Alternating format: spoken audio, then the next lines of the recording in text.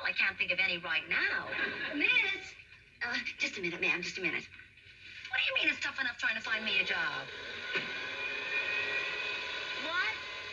I can't hear you. Can't you talk a little louder? Miss! I'll be with you in just a minute, ma'am. George, will you please try? It's very important to me. Okay. Now, you do what you can do, and I'll be trying to. Okay. Bye. And thanks. Young lady, can you tell me something about this machine? It's very good. I'd like to buy it. I can't sell it. I'm not in this department. I'm in Tots and Toddlers. Excuse me.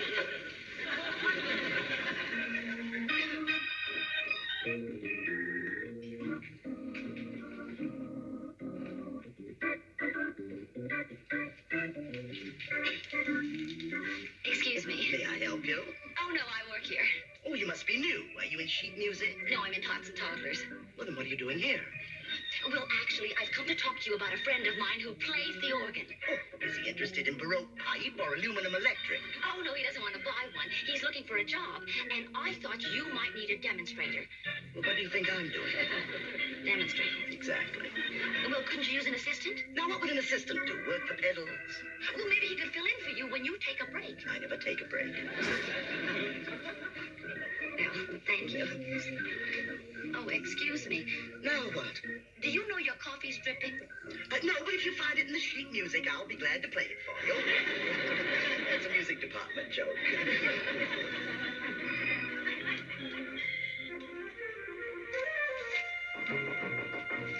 Who is it?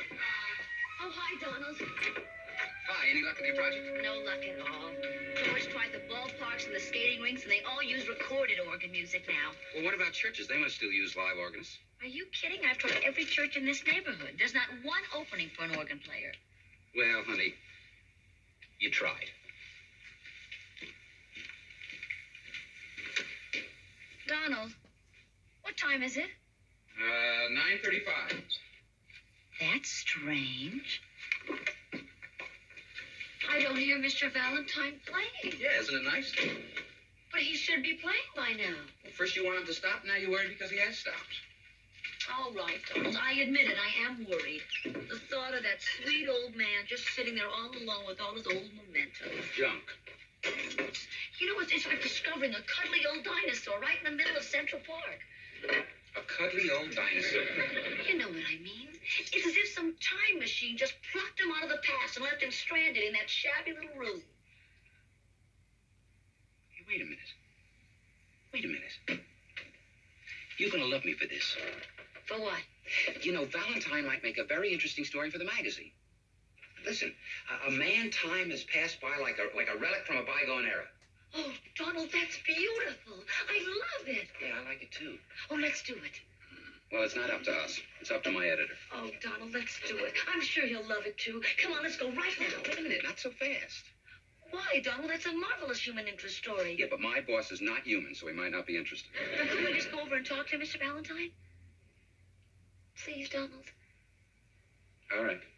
All right. Well, I'll go over there with you, but I'm not promising anything. Fine. You ask the questions and I'll take the notes.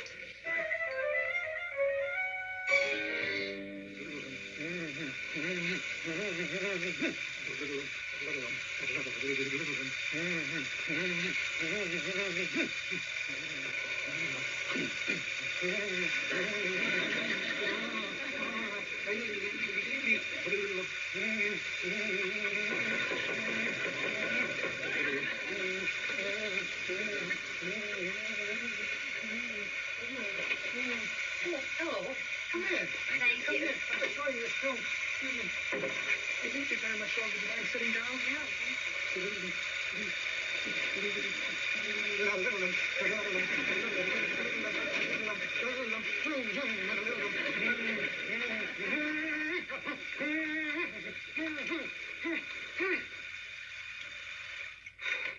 When they made William S. Hart, they threw away the mold. We came over because we didn't hear you playing. Oh, I started getting so many complaints that I had to stop playing. Oh, how terrible. Oh, I can still hum, but not very loud. I really don't understand. You like my music? Oh, yes, very, very much. always said that the celluloid may be the body of the film, but the music is the soul. Well, I've often said that myself. I'm going to go get us some peanut brittle. Oh, Donald, you've just got to write that article. Now he not only can't play for a living, he can't play at all. All right. I'll ask him a few questions, but let's not get his hopes up because my boss may not go for it. Here it is. Don't eat too much. It's probably his dinner. There you are. Oh, thank you. And there's quite a history to that plate. Oh, really? It was used by the Keystone Cops in their famous pie-throwing scene. Oh, my. You must have quite a few souvenirs. What about that chair? Oh, let me guess. John Barrymore. No, my mother. Really? Was your mother a movie star? No, but she liked nice chairs. I do have this, though. A pressed rose. Theda Bara wore it in Carmen. Between our teeth. Well, but Mr. Valentine, of all the stars, who was your favorite? Oh, that's easy. There was only one. Only one. Mabel. It was my humble privilege to accompany her. And you are invited next week to my Mabel Norman Festival. That is, if you don't mind humming. Oh, Mr. Valentine, I have a feeling you're never going to have to hum again. I hope not. It makes my lips tickle.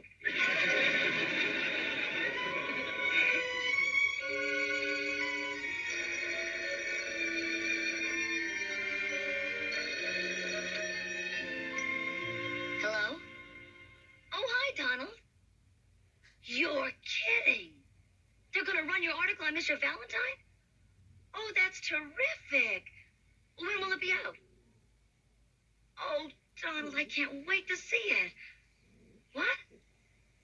Oh, don't be silly. I wouldn't dream of telling him. I wouldn't spoil the surprise. Oh, Donald, that's great.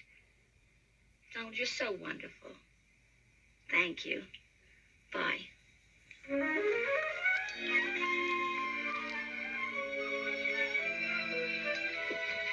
Excuse me, but did the new news view come in yet? Yes. That's a newsstand joke. Oh, well, could I please have 5? Thank you.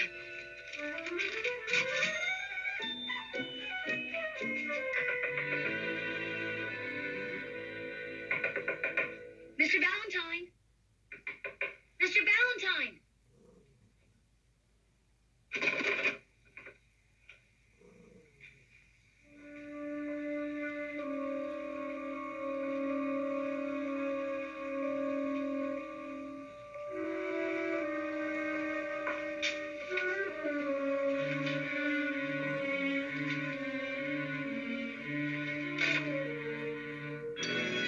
You mean he moved? It was more like he vanished. Judy, it was absolutely eerie. The place was deserted. Nothing but a copy of Newsview lying there in the wastebasket. At least he found out about it before he left.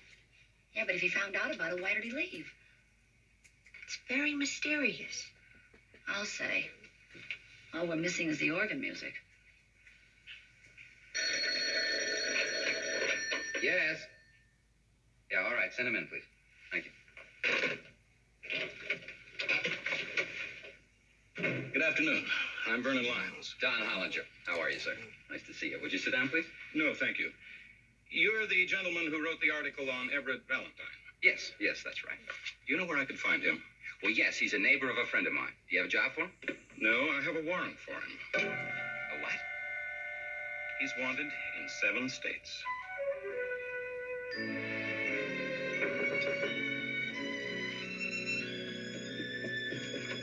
Hi. Well, how'd you like the article? Oh, it was terrific, but listen. What'd you think about the part where I compared him to a faded star? That was the best part. But Donald... You really liked it? Donald, Mr. Valentine has disappeared. He has. Yes, but the thing I can't figure out is he knew about the article. Then take that as your first clue. Okay. But I still don't see why he'd leave town. That article was great publicity. Well, honey, a man who's wanted by the police doesn't want publicity. Well, that's a good reason, but he's what? He's wanted in 7 states. For what? Well, first of all, they want him in Nebraska for stealing an organ. You don't mean the one in his apartment. That's the one. I can't believe that. That sweet old man with all his old souvenirs. Yeah, he stole those, too. Even the films? No. Those he bought. But the check bounced. Poor man. He must have been desperate. I mean, all alone in the world. Well, not quite. You see, he has a wife in Nevada, and one in South Dakota, and another one in Michigan. And they're all looking for him because he hasn't paid alimony in years. No wonder he left town so fast when that article came out. And we thought we were helping him. The only help he needed was to pack his bags. Honey, you know, his last job was at the Roxy Theater in 1929. When the movie was over, he walked out of the lobby with $10,000 from the box office. Oh, do the police know where he is now? Well, not exactly. But they know he's still in the city. They're going to catch him. Oh, I'm sure they will. You can't get very far carrying an organ.